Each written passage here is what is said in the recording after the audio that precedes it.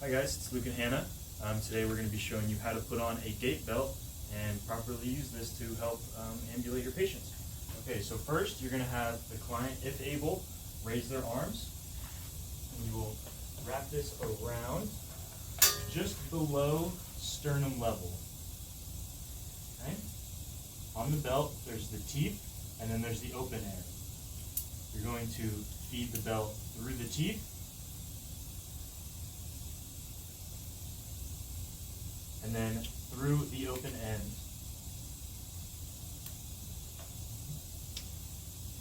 Ensuring about 3 to 4 fingers are able to be inside the belt so that it's not too tight.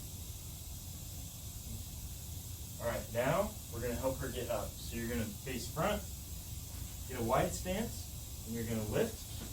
Boom. Perfect. Okay?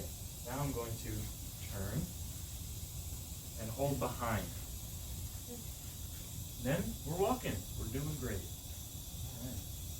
Now we're going to simulate what it would be like to safely get a patient that might be too weak or is having trouble walking down to the floor with the gait belt on.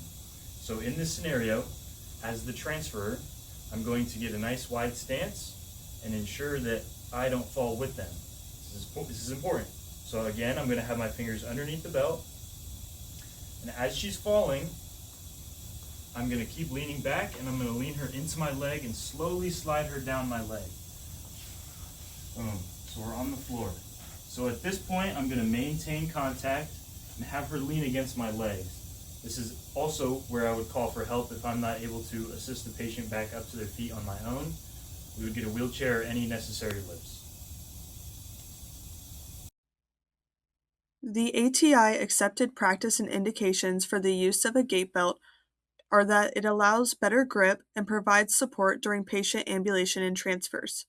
ATI evidence-based practice states that gait belts reduce fall risk and improve patient safety. Some key considerations are to ensure that the gait belt is applied snugly at the waist and to use caution with patients that have abdominal incisions and feeding tubes. Some documentation tips are to document the level of assistance and any assistive devices used, and the gait belt is included.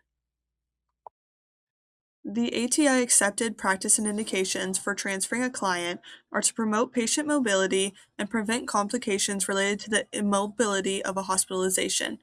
ATI evidence-based practice encourages the use of assistive devices as needed and to assess the fall risk prior to movement.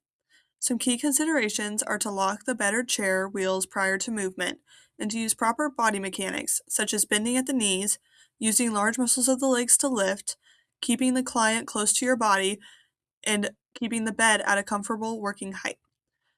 You should also provide a countdown prior to patient movement. Patient movement can be delegated to a UAP.